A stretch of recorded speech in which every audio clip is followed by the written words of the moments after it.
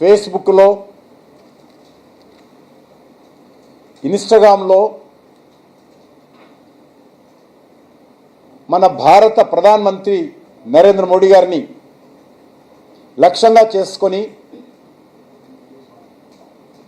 అత్యంత అమర్యాదకరపురంగా, అభ్యంతరకరంగా, అవమానకరంగా మార్ఫింగ్ చేసినటువంటి వీడియోలు, ఫోటోలను పోస్ట్ చేస్తున్న విషయం మనకు తెలుసు.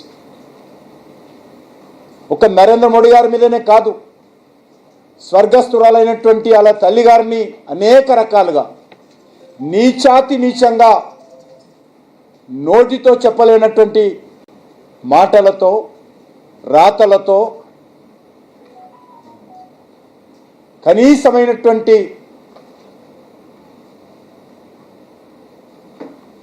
మరి మానవ సంబంధాలు లేకుండా ఏ రకంగా మాట్లాడారో మనం చూసాం. దీనిపైన భారతీయ జనతా పార్టీ నాయకుడు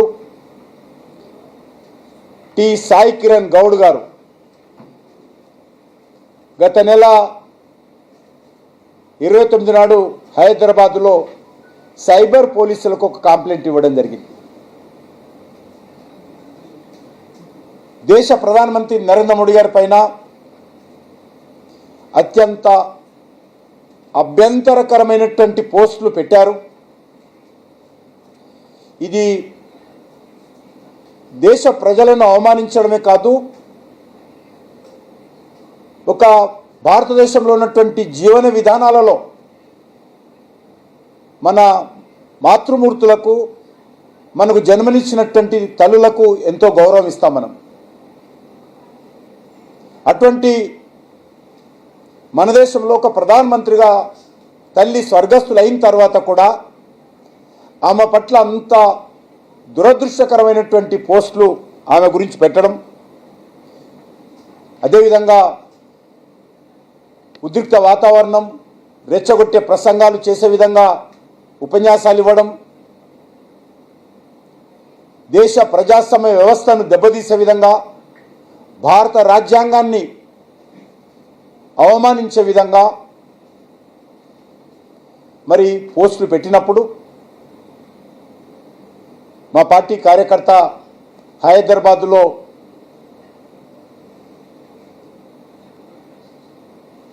ఈ యొక్క సైబర్ క్రైమ్ పోలీస్ స్టేషన్లో కంప్లైంట్ ఇవ్వడం జరిగింది. చట్ట ప్రకారమే కంప్లైంట్ ఇచ్చాడు. ఈ దేశంలో ఎవరికైనా సరే రాజ్యాంగానికి వ్యతిరేకంగా మాట్లాడినప్పుడు మరి దానికి సంబంధించి ఫిర్యాదు చేసుకునేటువంటి హక్కు ఈ దేశంలో డాక్టర్ బాబాసాహెబ్ అంబేద్కర్ 140 కోట్ల మందికి ఇచ్చాడు. మరి ఆ ఫిర్యాదును ఆధారంగా తీసుకొని హైదరాబాద్ సైబర్ క్రైమ్ పోలీస్ ఫిర్యాదుని స్వీకరించి ఎఫ్ఐఆర్ నమోదు చేయడం జరిగింది.